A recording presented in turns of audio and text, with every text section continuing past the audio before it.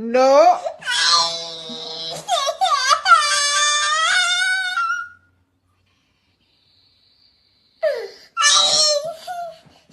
No.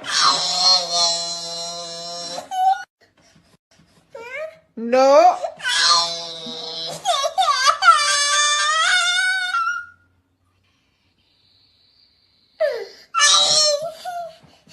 No.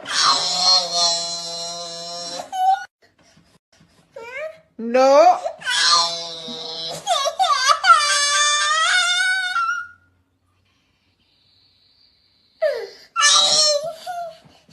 No. Dear Democrat Party supporters who may be confused, I get it. You're watching all of this unfold, the shifting political landscape, Trump's growing support, and the rise of the new Republican Party, and you're wondering, what is happening? Let me be clear. The new Republican Party is not the old Republican Party. In fact, it doesn't even include many so-called Republicans, because they're part of the same corrupt system that has been stealing from you, lying to you, and keeping you distracted while they consolidate power. This isn't about party loyalty anymore. It's about freedom versus corruption. Ask yourself, how much more are you willing to overlook? A massive government audit just exposed billions in fraud. That should be a win for everyone. But suddenly, some people are panicking, acting like accountability is a bad thing. Why? Because when corruption is exposed, the guilty scramble. If you're against rooting out fraud, you're either benefiting from it, or you're so deep in party loyalty that you can't handle the truth. Do you realize how wealthy this country is? Do you understand how much has been stolen from you while you struggle with rising costs and empty promises? Do you really think trillion-dollar deficits just happen? That endless wars, shady foreign deals, and corporate payoffs are just the costs of doing business? I believe in debate. I believe in different perspectives. We need two parties. But what happens when one of them stops being a political movement and starts operating like a crime syndicate? What happens when deception, greed, and outright theft become their business model? How much more do they have to steal before you say enough? This isn't left versus right anymore. It's right versus wrong. And if you still refuse to see it, what will it take?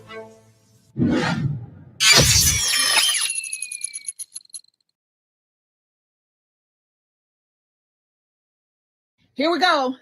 Another apostate preacher at Second Baptist Church down in Chattanooga, Tennessee. Yeah, I'm calling him out. Amuse, thank you, and several other creators on X are posting this. This is absolutely ridiculous. This is one of the same morons who promoted the George Floyd riots and tried to say they're holy.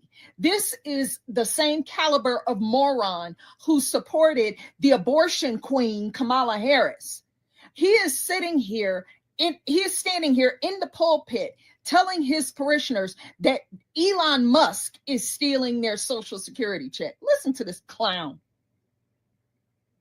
And in this nation, I'm worried that we are on the verge of bloodshed. This is an attempt to take us back to a day that we do not want to go, and we will apostate. Therefore, there will be conflict. I pray that the peace of God will win out and overcome the madness that is attempting to take over this nation. God doesn't hear you. And I will say to you, beloved, no one likes violence, but sometimes violence is necessary. When Elon Musk forces his way into the United States Treasury and threatens to steal your personal information and your Social Security check, there is a possibility of violence. Sometimes the devil will act so ugly, like you, that you have no other choice but to get violent and fight. Well, someone might say, now, Reverend, you shouldn't be talking about violence. This is a Christian thing to do. Well, I will say, why not talk this way? Because Jesus did. Jesus said in this key verse, didn't he? The kingdom of heaven suffers what? Violence. And the who? The violent take it by force. The kingdom of God is a war zone. It is a battlefield. You did know this, right? Finally, listen, you are the most Hold on. recognized person in the world. Finally, listen, you are the most recognized person in the world. That moron supported Kamala Harris, number one. He lied to his congregation and said that somehow the Lord sent her, even though she is literally a witch who wants to sacrifice. She's never had any children of her own, by the way. Never carried life inside her, but they promoted her to the nth degree. And now these same apostate, lying ass black preachers are lying to you and trying to convince you that it's Elon Musk who's stealing your money. I'm not even going to allow that to continue. I want this to go. I want everybody to hear what I'm saying. I want this video everywhere. I want black folks to hear this. Elon Musk is not stealing your money, fool. The people you hear who are screeching about Elon Musk is stealing your money are the ones who are actually stealing your money.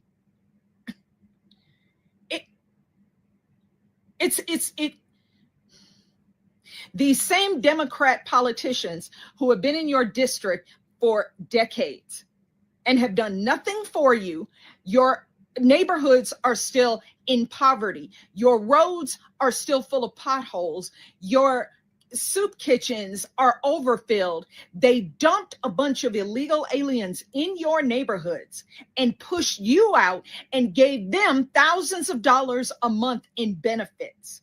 They put them up in luxury hotels while your uncles, your aunties, your cousins, your nephews, your brothers, your sisters, your congregants slept outside and had nowhere to go. And now they're trying to convince you through these apostate preachers that somehow Elon Musk, because he was given access so that he and his Doge team could figure out where trillions of dollars have been going for the last 4 years.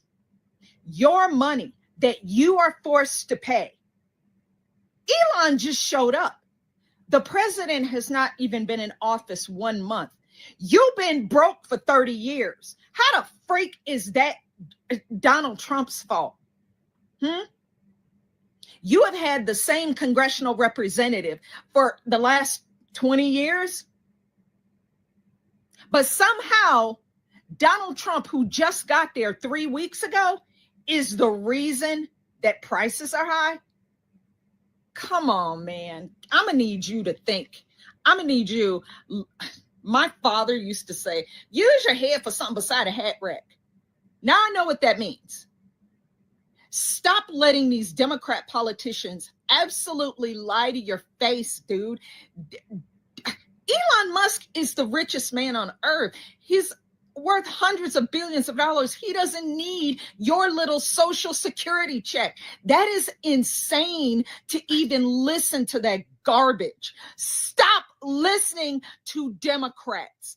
They are the ones who are afraid, but not for you. They are afraid that they will no longer have access to their slush funds that they have been using for decades to steal your money. It is projection. They are trying so desperately to make you think it's Elon. It's not Elon. It's not President Trump. They are helping to expose the theft.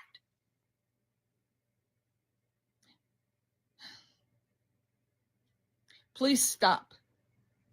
Elon Musk is not stealing your money.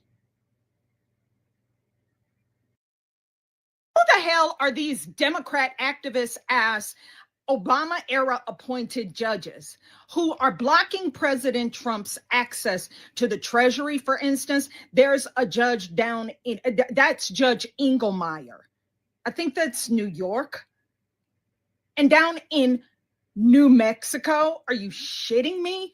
Some activist Democrat judge in New Mexico is blocking President Trump sending violent, trendy Venezuelan criminals to Guantanamo Bay, getting them out of our neighborhoods and stop being a public nuisance and a public charge on our economy and on American taxpayers.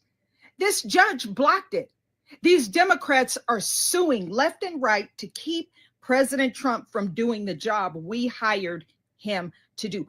Why don't we get a list and start compiling lists of these NGOs and these organizations who are filing lawsuits against President Trump? This dumbass, this attorney general here in Colorado, Phil Weiser, is another one who jumped on some lawsuit against, I think it was birthright citizenship. Let me tell you something, you bastards. You don't have power to block the president on doing anything. The hell is wrong with you? But you're going to try. You know why? Because all you're doing is stalling. Because this information is coming out so fast, proving that you people have not only been stealing our money, literally stealing. Okay? There's no other word for it. There's no sugarcoating it. You've been stealing my money. Okay? Money I could use. Money I need right now. You remember this while you rolling around in a big body Benz by presidential limousine, and I ain't got a car. My husband fought and died for this country, bitch. And you're fighting for Democrats who have been stealing my money? Wait a minute. Let me remind you of something. When Joe Biden, by executive order, went against the Supreme Court when it came to student loan forgiveness, you celebrated it. You called him what? Stunning and brave. You celebrated it. You cheered it on. When Joe Biden sent OSHA, the Office of Safety and Health Administration, to force federal employees like myself to take medical procedures back in 2021.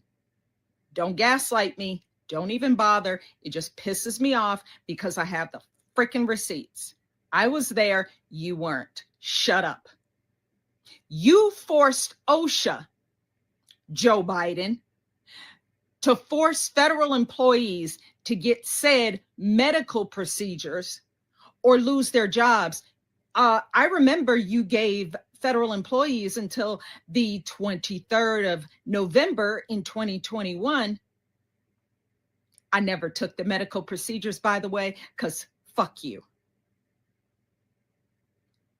And now look what's happening. He used the executive authority to do whatever he wanted. And you cheered it on and you celebrated it for 4 years. But now when President Trump is using his executive authority, you claim it's unconstitutional and that it's causing a crisis.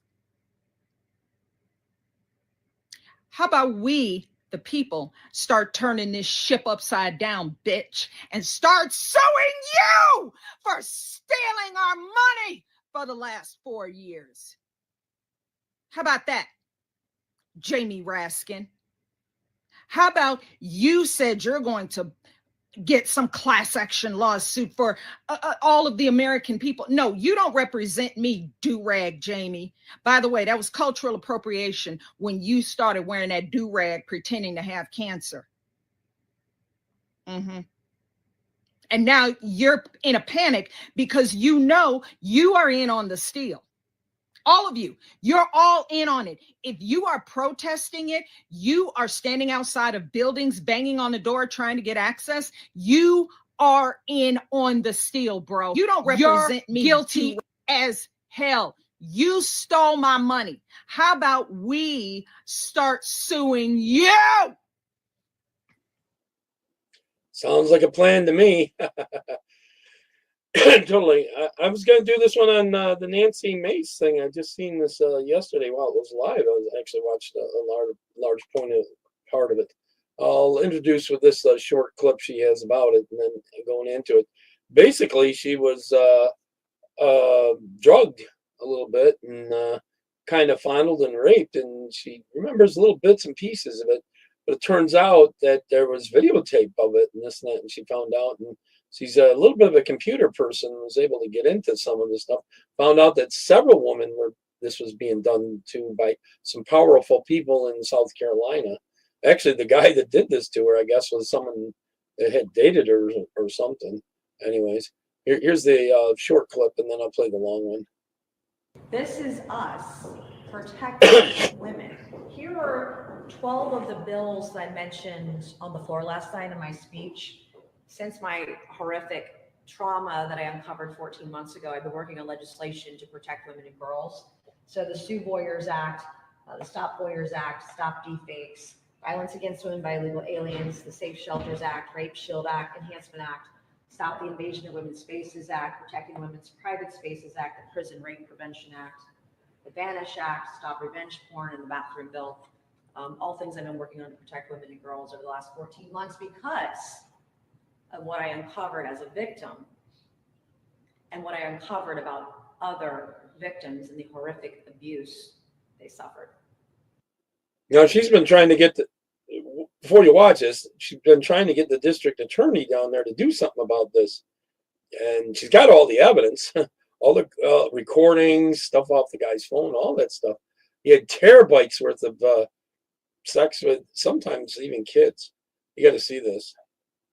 God placed this burden on my path, not to crush me, but to ignite something within me, a calling, a purpose, a responsibility, and courage, which I am using in spades today.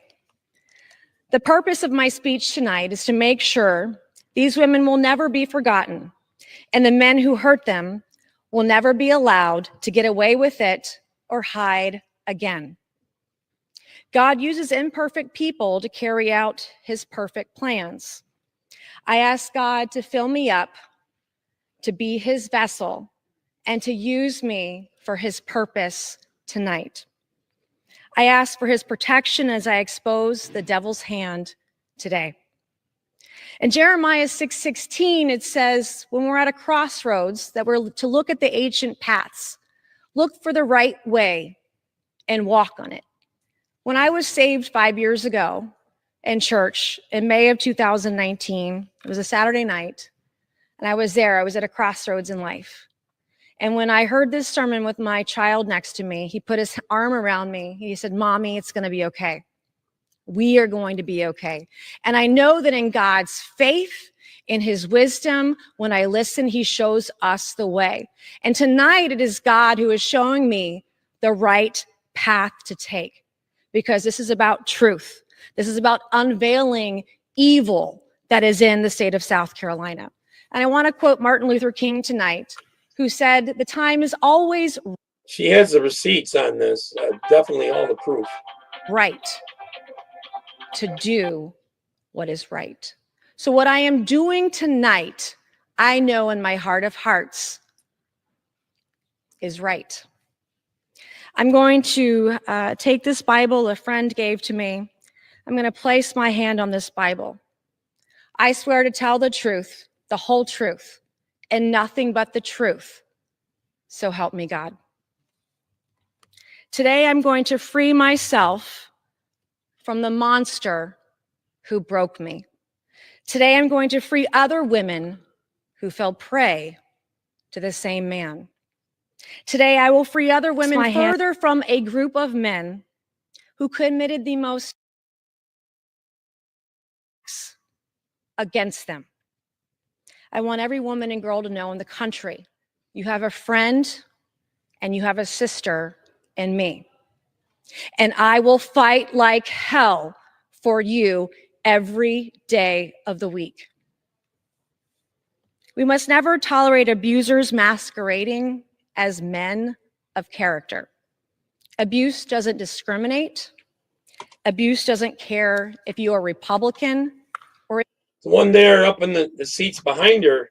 I can't recognize. I can't tell who that is on the right, but on the left, they're the one in the red. That's Laura Bombard, and I have talked to her and had her on my channel and everything privately a little bit, and she believes she had that date rape thing with the Democrat that took her on that one thing, and kind of thing. It was something put in her drink, and she ended up getting a lot of flack on that. If everyone remembers that, I don't know. Let me find my mouse here. So here, okay. if you're a Democrat. Abuse doesn't care who you are or where you come from or how strong you are or what title you hold. I'm living proof that even as a member of Congress, I found myself face to face with the darkest corners of humanity. You really think you know someone until you don't. In November 2023, I accidentally uncovered some of the most heinous crimes against women imaginable. We're talking about rape, non-consensual photos, non-consensual videos of women and underage girls, and the premeditated, calculated exploitation of women and girls in my district. Today, you will hear about the depraved men behind these gutless and evil acts. These men didn't just harm their victims, they recorded their depravity as if it were a badge of honor.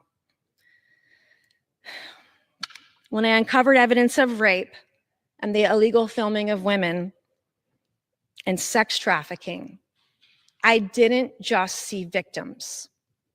I saw a system that failed to protect them. I saw criminals who thought they could get away with it because no one had the guts, no one had the courage, no one had the bravery to hold them accountable because we are filled with cowards.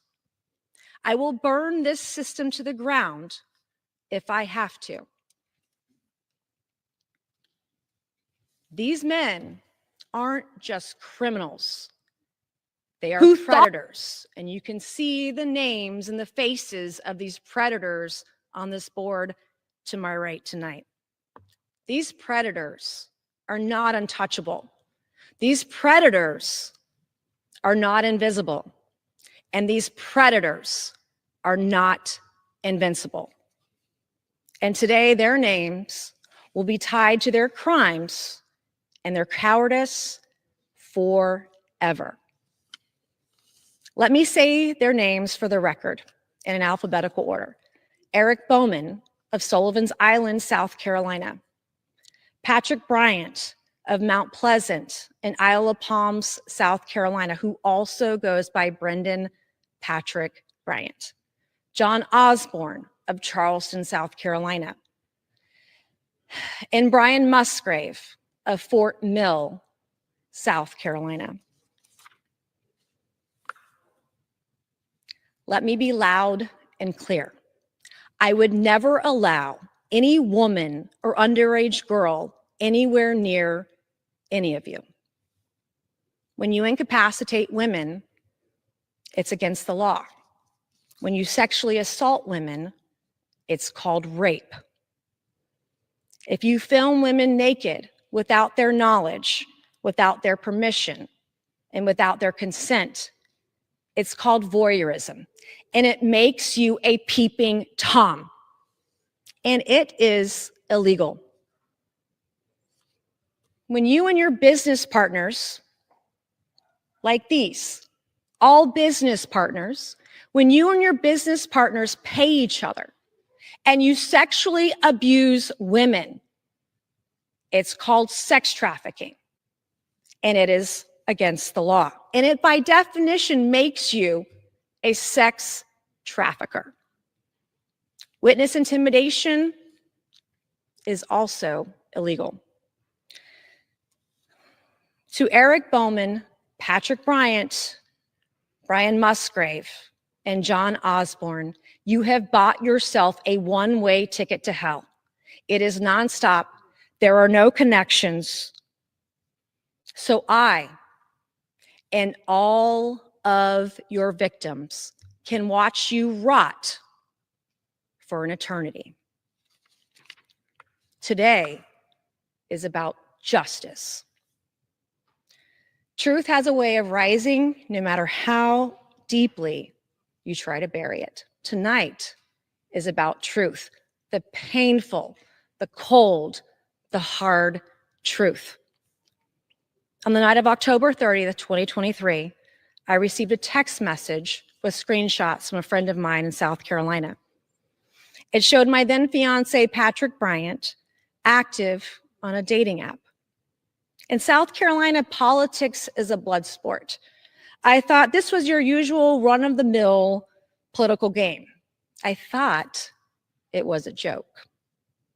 When I confronted Patrick Bryant 4 days later, on November 3rd, the first thing he did was take his phone and put it in a safe and lock it. A safe identical to this one.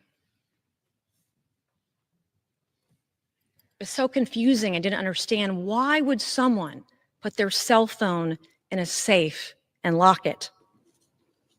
After more women came forward, she's going to talk about how he was recording all this stuff and all the details, and terabytes, not megabytes, but terabytes worth of videos and stuff, and some of them with little girls. I realized this was not for laughs. Soon after, I learned the dating app was the very least of my worries. Let me make clear, I don't care that he was on a dating app. 2 days later, Patrick Bryant put my thumbprint on his phone. One just like this. He put his thumbprint, my thumbprint, on his phone.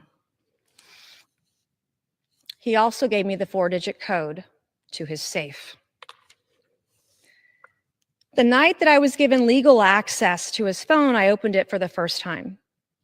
And what I discovered shocked me to my core. One of the first videos I saw was of a woman. She was incapacitated and she was being raped.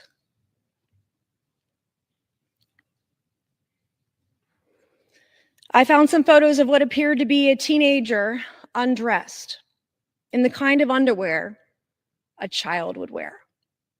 To me, the facial expression of this young woman, young girl, teenager, looked scared and nervous. I saw another video of another woman who was undressed, clearly on a camera, unaware she was being filmed. She was slender and she had long brown hair. I turned up the volume to hear if there was audio. I heard my voice. I zoomed in on the video, and that woman was me.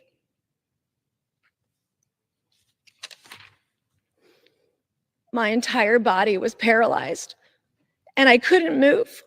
Volume to hear. Were my feet on the floor? Was I breathing? I have no idea. I could feel pain shooting out of my heart, out of my chest, drop straight down to the floor like I was in a nosedive. The pain running through my veins wouldn't stop.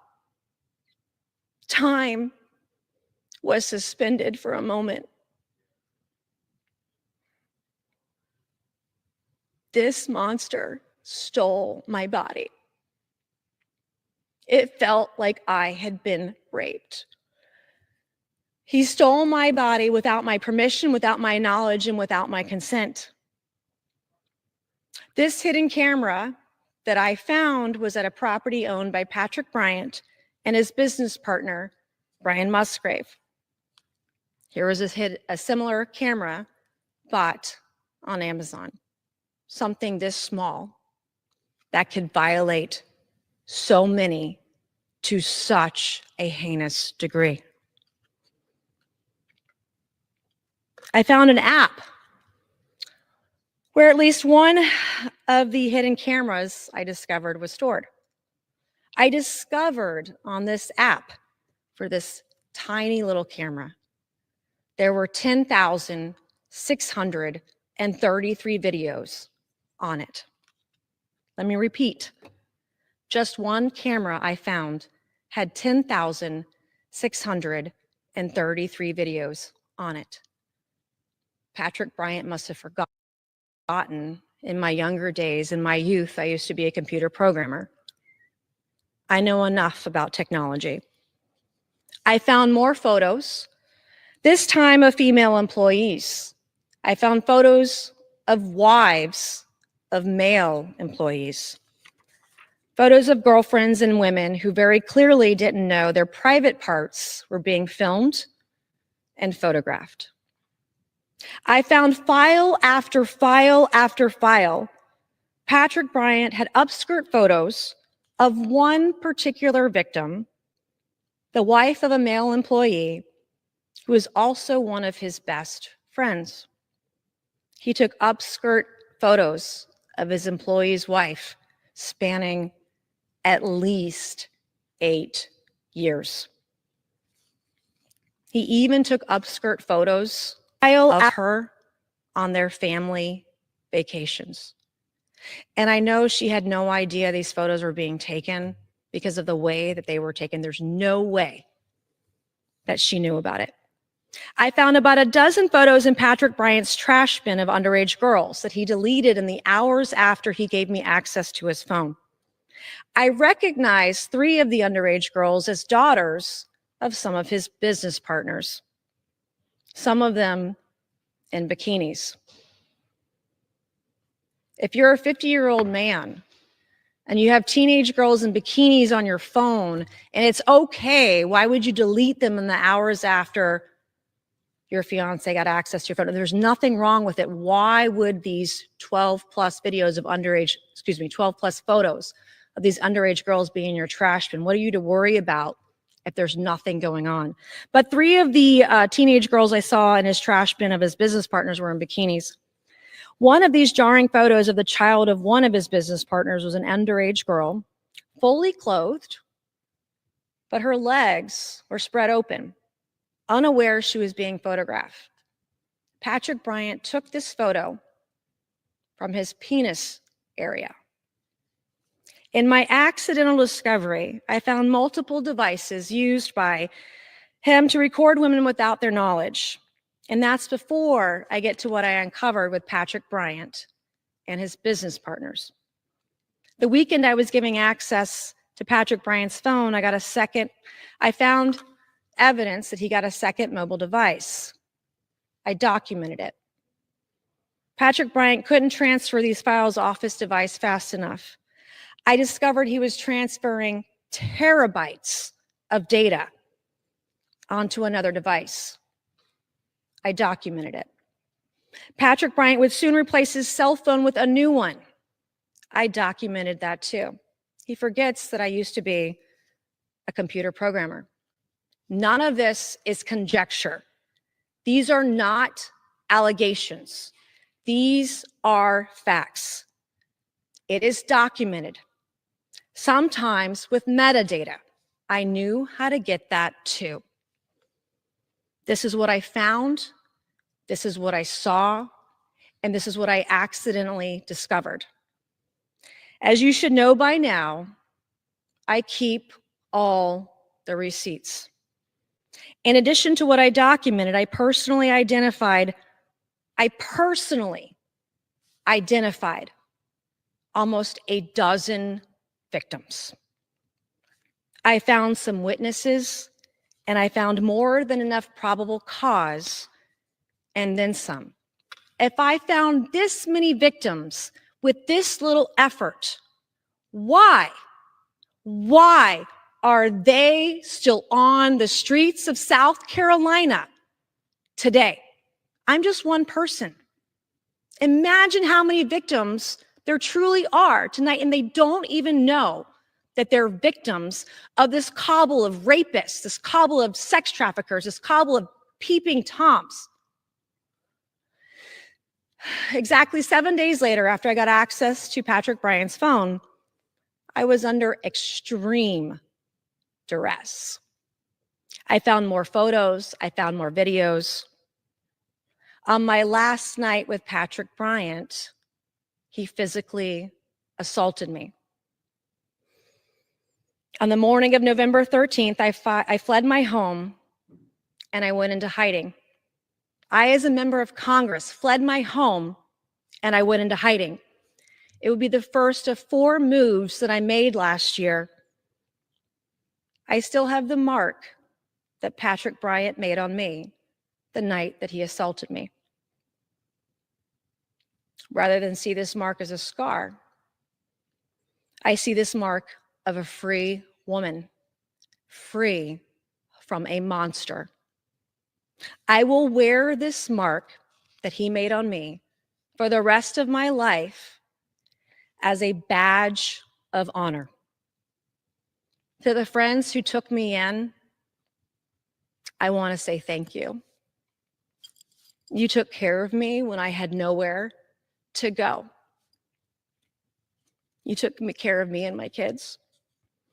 Last year, I had to tell a woman that she'd been raped and she didn't even know it. And she didn't know it. She had no idea because she was incapacitated at the time of the rape. I knew she was raped because I accidentally found the video of her being raped. I found photos and video of her assault on Patrick Bryant's phone. One of Patrick Bryant's business associates, John Osborne, sexually assaulted her at the home of Eric Bowman. Patrick Bryant and Eric Bowman both had their phones out like this as she was being assaulted, as she was being raped. The 2 of them, the 3 of them business partners, the 2 of them had their phones out just like this, filming her as she was being raped. And she was completely laid out. There was no movement. There was no life. I couldn't even tell if this young woman was alive.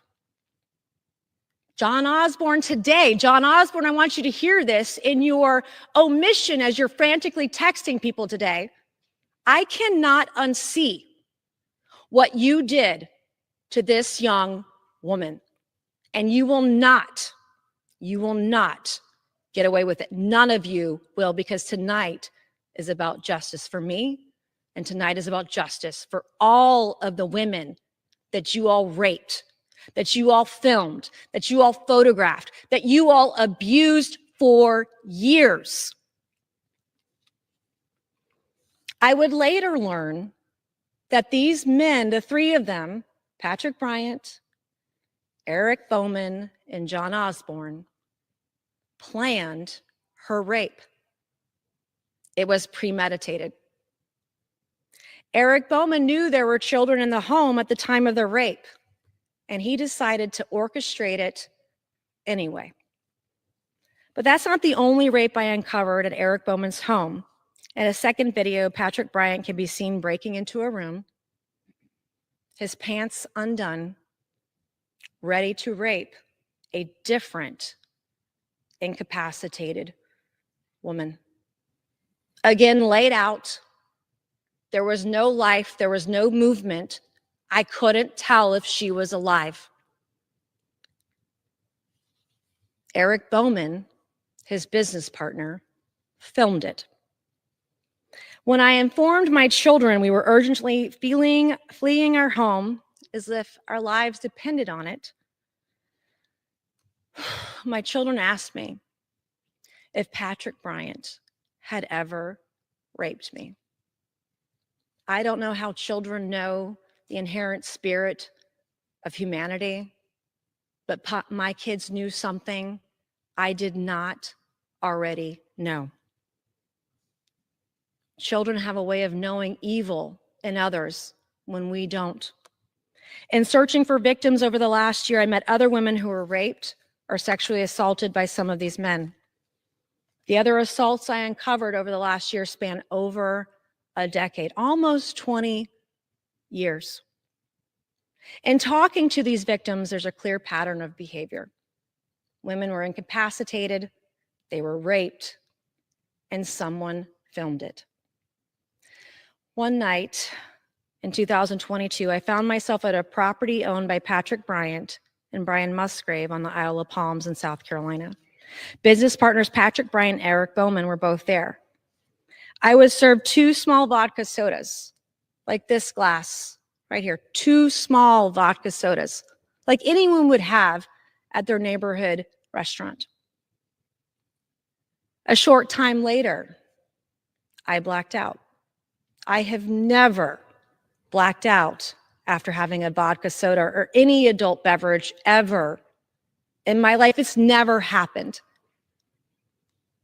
But I know who has. The women raped on those tapes that I saw, the women raped that I spoke to over the course of the last year.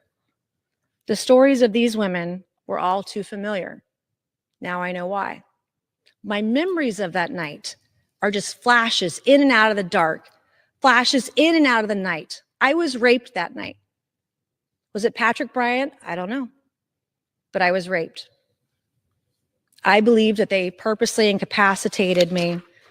Was anyone else there? Was it filmed? Was it sold on the dark web? I have no idea.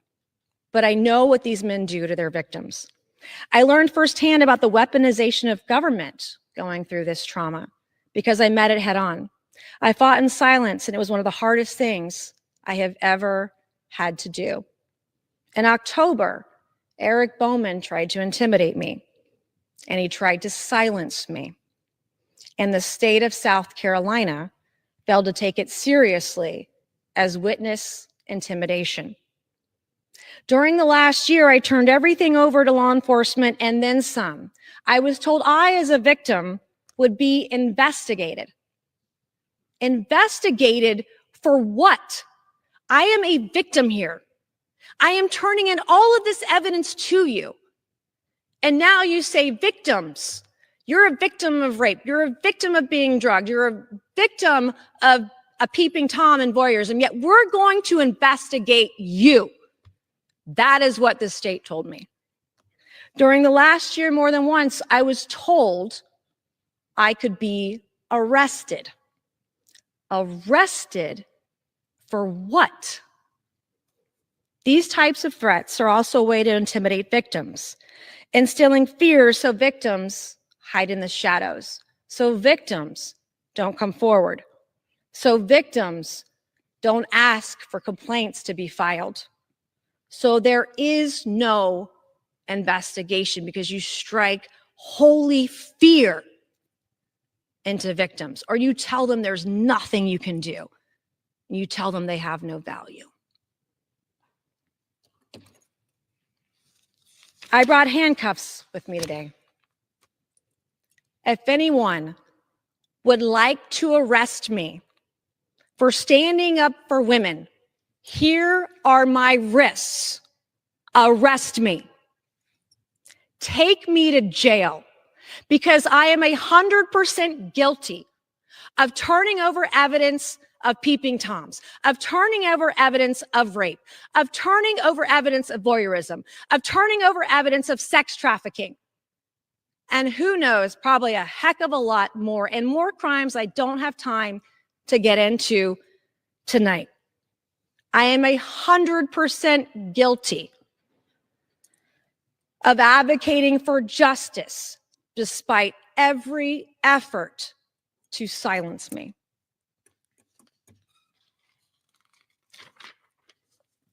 There is a silent battle raging every single day. It's not a problem confined to one race. It's not a problem confined to one religion. It's not a problem confined to one socioeconomic class. It's not someone else's problem.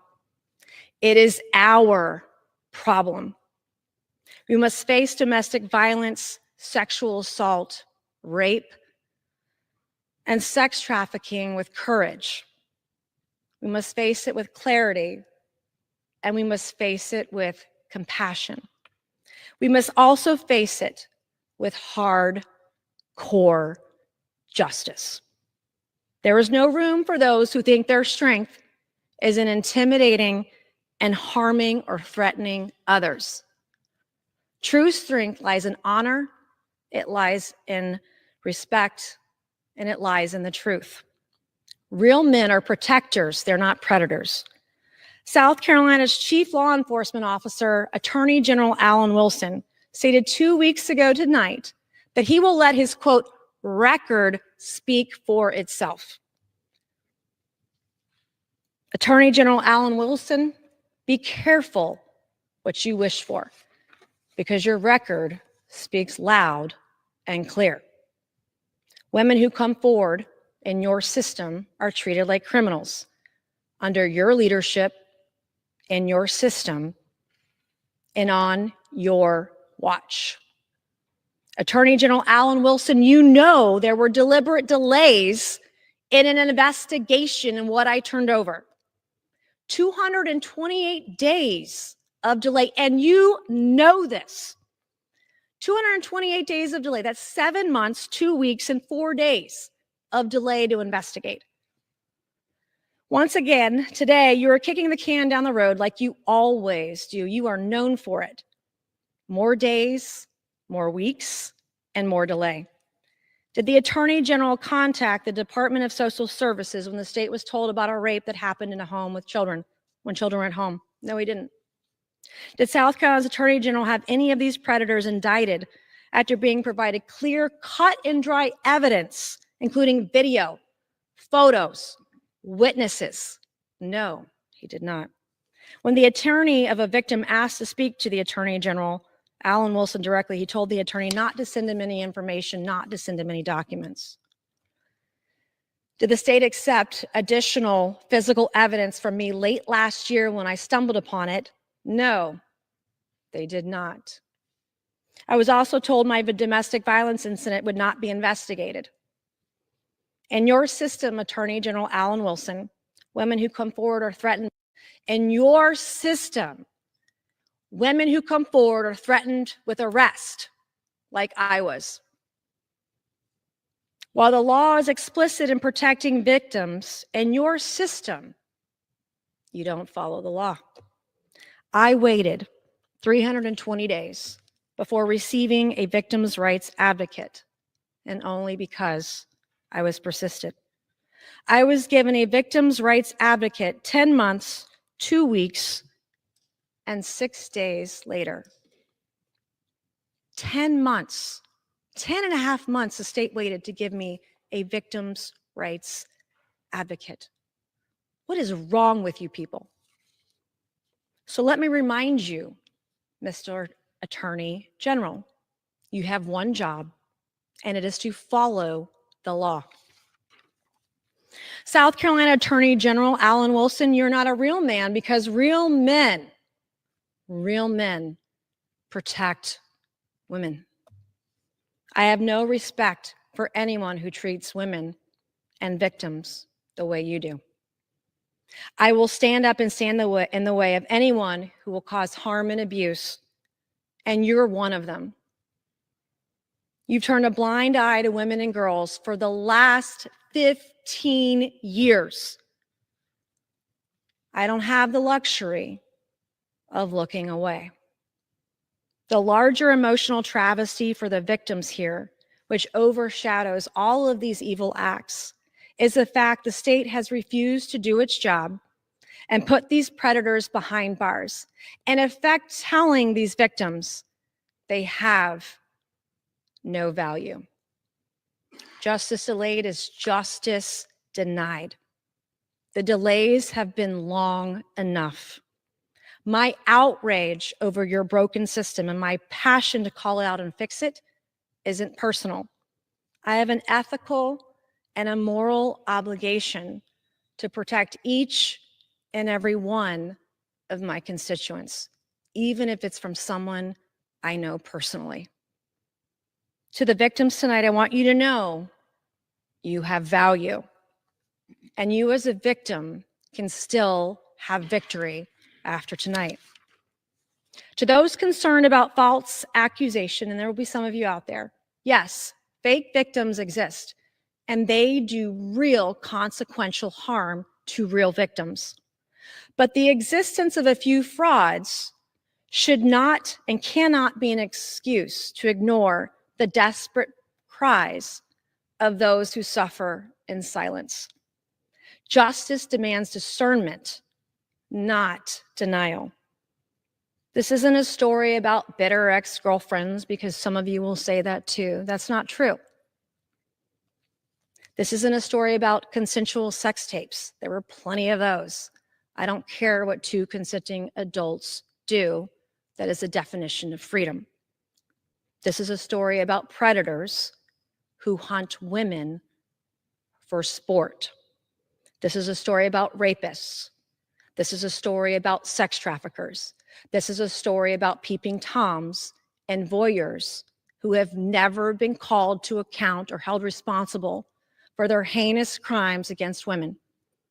The daughter of Ethel Lance, a victim of the 2015 Mother Emanuel shooting, said to her mom's killer, "I forgive you." If she can do it, I can too. Ethel, thank you for being a beacon of forgiveness for Christians out there in the world to know forgiveness can happen. I don't want to forgive. I don't want to. But I know that as a woman of faith, I have to. But also the Bible reminds us that forgiveness does not forfeit justice. In Romans 12:19, it says, "Beloved, never avenge yourself, but leave it to God. Leave it to the wrath of God, for it is written, 'Vengeance is mine, and I will repay,' says the Lord." Today, we're getting justice. As a woman of faith, I draw strength from the teachings of Jesus Christ, and Christ confronted injustice wherever he saw it.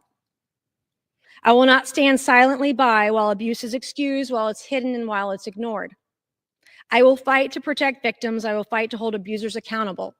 And I will fight to ensure every woman and child has the safety and security they deserve.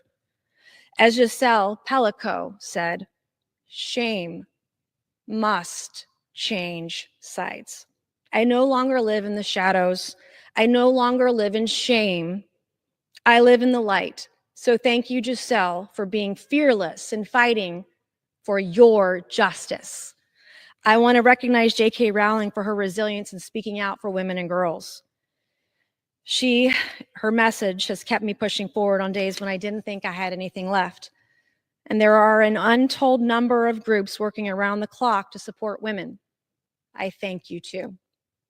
I've spent countless hours working on legislation to protect women and girls since this deeply traumatic event.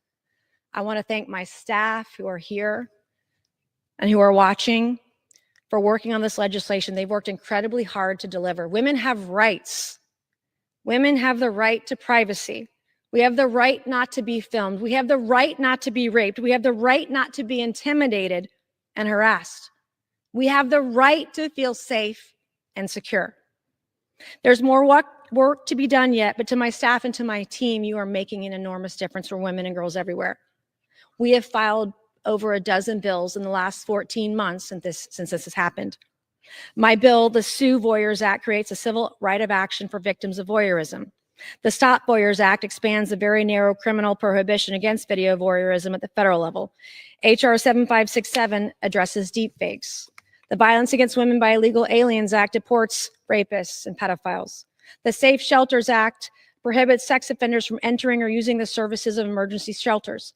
The Rape Shield Enhancement Act to protect the women who are raped, to protect their privacy. My bill, the Stop Invasion of Women's Spaces Act, defunds any entity who allows an individual to use a single-sex facility that does not correspond with their biological sex. The Protecting Women's Spaces Act prohibits people from using single-sex facilities on federal property other than those corresponding with their biological gender. The Prison Rape Prevention Act ensures and requires inmates to be housed based on their biological sex, so women can't be raped by a man who thinks he's a woman. The Banish Act addresses revenge porn. HR 8180 increases the civil penalty for revenge porn. HR 1579 prohibits members and those from using single-sex facilities other than those corresponding with their gender. It's not just federal law, but state law needs to be addressed too. In South Carolina, state law 16-17-470 makes voyeurism and peeping Toms first offense a misdemeanor, not a felony. It's a couple $100 fine, a few years in jail if they prosecute you and if they get a conviction on that prosecution, which they don't want to prosecute, by the way. If you'd like to work on legislation with us, our office is open. You can go to mace.house.gov/women, and we will work with you. Some will ask, why am I speaking out? I was horrified about what I uncovered and cannot stand silent and do nothing about it. Being quiet is not in my DNA, especially when I see wrongdoing. The probability these predators are continuing their abuse and crimes against women right now, as I speak, as I give this speech right now, is very high. And if I found this many victims with this little effort, imagine how many victims are out there today.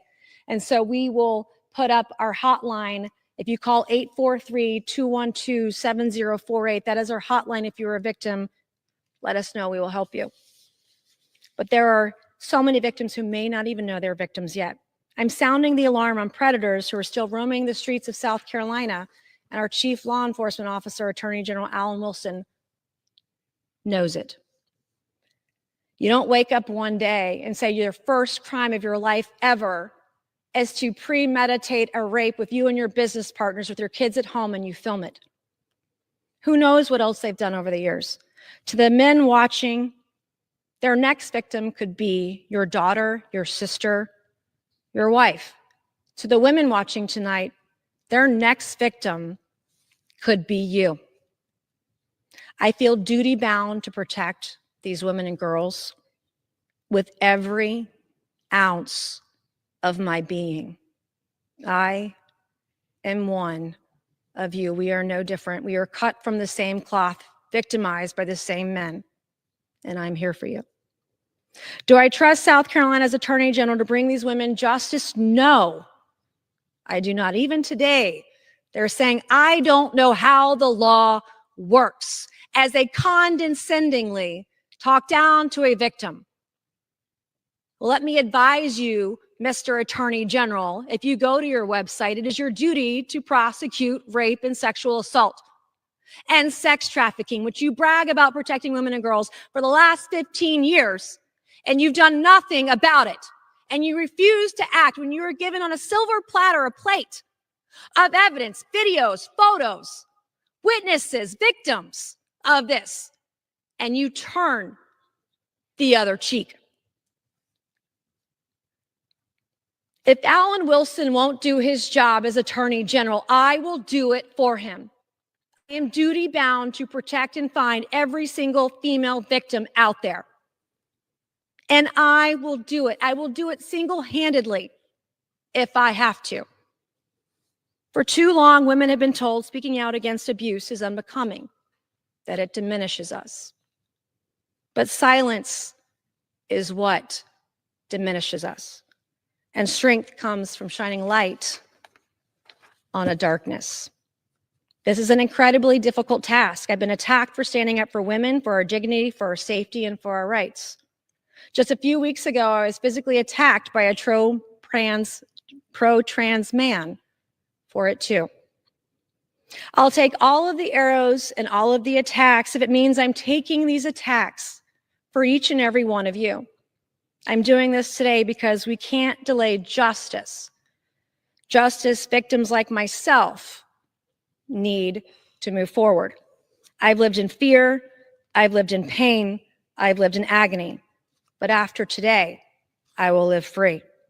If you are a woman who has visited the home of Eric Bowman on Sullivan's Island, South Carolina, Or if you're a woman who has visited the properties owned by Patrick Bryant and Brian Musgrave on Isle of Palm, South Carolina.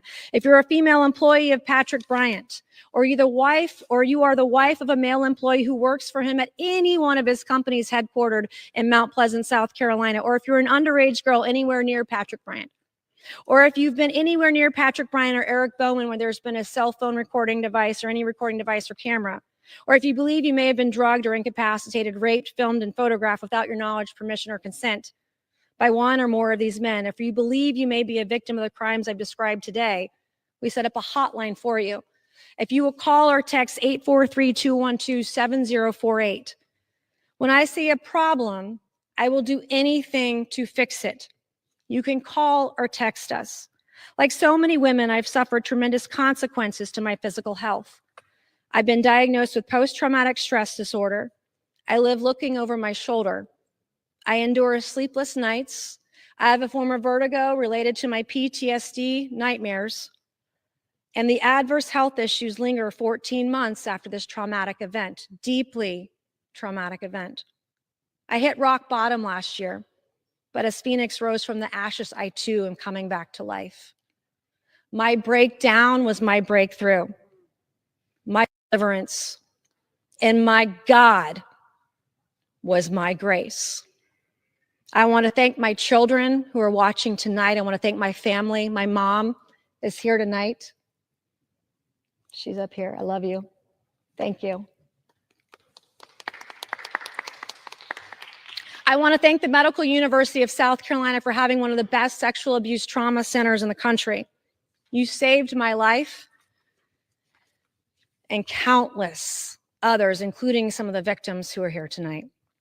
To the women behind the scenes who shared their horror stories and who now lurk in the shadows out of real terrifying fear about coming forward, I want to thank you too for your quiet courage. You know who you are, and you inspired me. You inspired me to keep going. Today, as I'm standing here, not just as a member of Congress, but as a woman and as a survivor, fighting as hard as I can for other survivors.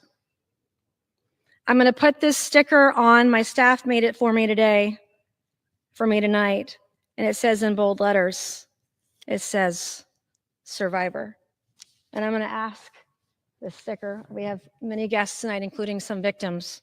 I'm going to ask those who are here on the floor tonight to put the sticker on and the lapel pins we made tonight that say survivor.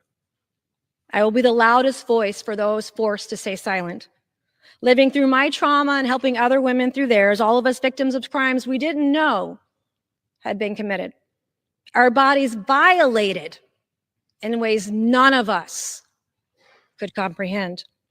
Today is about justice and the belief we should do better, and we can do better for every single woman and girl. I don't want to hear a single excuse about what we can do for women. We can do it, and we can do it now. To anyone doing business with these men, know who you are doing business with. Some of the properties, well, you're doing business with sex traffickers and you're doing business with peeping toms. Some of the properties where these crimes took place are listed on certain short-term rental sites like Airbnb and VRBO. I say this because there may have been hidden cameras in the properties at which these crimes took place. Some of the companies these predators are involved with have had or are trying to or might have now government contracts with federal and state and local governments. The government should not do business with rapists, sex traffickers, and peeping toms. I have many unanswered questions tonight. Were any children endangered? Were any children raped? Were any underage girls victims? Did any children witness rape? Are there still underage children at the physical property where the rapes occurred? How many recordings were taken of women on all these devices by all these men? I found several devices. Were the recordings I saw of myself and all these women sold on the dark web? How many women were raped by these men? Who are all the victims of all of these men? And will the victims, will these women ever know? Had I never found out I was a victim, I would never have known to dig deep to find other victims. To the victims here tonight in the gallery, to the victims watching, my heart bleeds with yours. We are one. We are the same. We are survivors together. And I will always, always be there for you, no matter what. Today, I stand defiant with my fist in the air to say as loudly and as boldly as I can say, I have the courage, I have the strength, and I have the resilience to take on the challenges of this moment.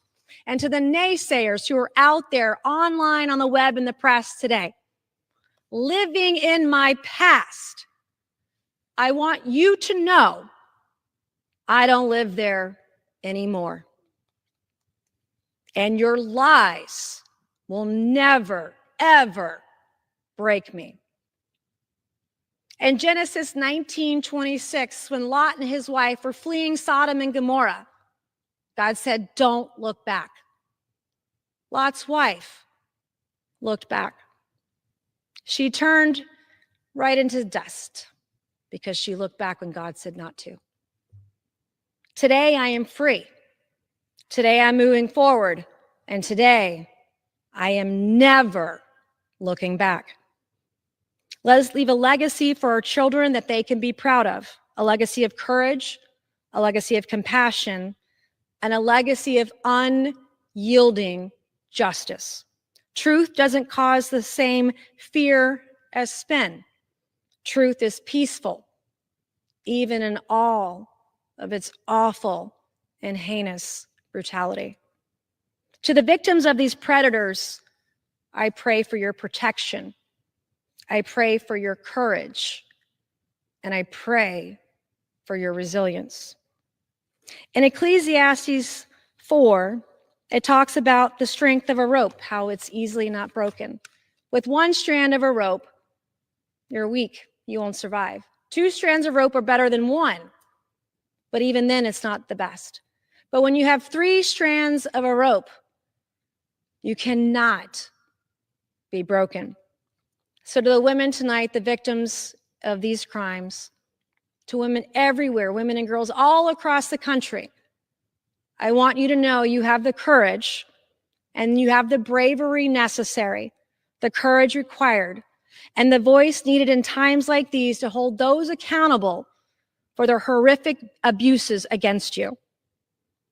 Proverbs 27:17 says, iron sharpens iron as one man sharpens another. I want to thank this for being the iron that sharpened me in my youth. There is power in the brokenness we feel. Ladies, find your death goddess. Find that death goddess energy and use it. It's hard to explain to others who haven't been in this place, who haven't hit rock bottom. But for those of us that have, this death goddess energy is unmistakable and it's unstoppable. We don't cower, we don't hide, and we don't shrink.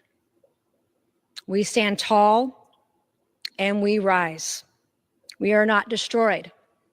We say no more. We fight back. And when we feel defeated, we fight harder. And when we need nourishment, we seek God's wisdom. Your wound is my wound. Your wound is our wound. Your pain is our pain. And your fear is our fear. This is who you are. This is your spirit. And this is your superpower. No, I am standing on the battlefield with you. No, I am standing in the trenches with you. No, I'm standing in your fight with you. No, I will always be your iron. May God bless the women who fell victim to the abuse of these monsters. May God bless the great state of South Carolina. And may God bless the United States of America and every single woman and girl out there today. In my most humble voice, Mr. Speaker, I yield back.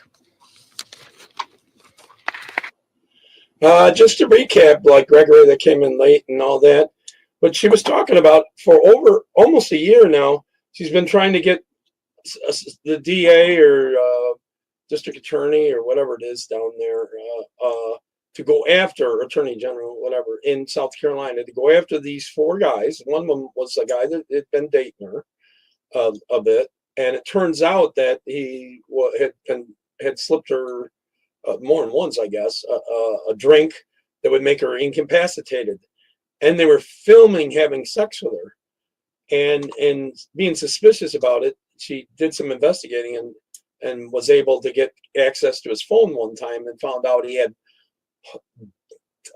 terabytes of videos there and on other devices once she got a court order to see the other devices. And he had been deleting a lot of the stuff of him having sex with, and these 4 guys with young girls even doing this to them, drugging them up and having sex with them and videotaping it and taking pictures up the skirt.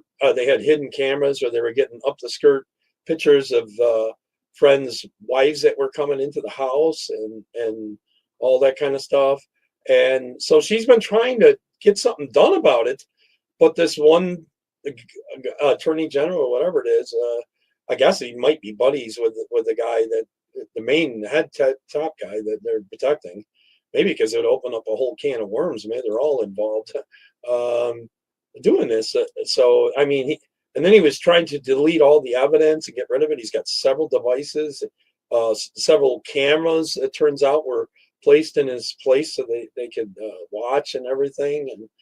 And the thing is, the underage kids they're doing this to. And, you know, he'd like deliberately have friends over and put cameras hidden in the bathroom and all that to see the little kids going to the bathroom, and then sometimes even having sex with the little kids by drugging them up too. So it's pretty serious, and nothing's happening about it. The guy refuses to do anything about it. So that's why she went public like this just last night.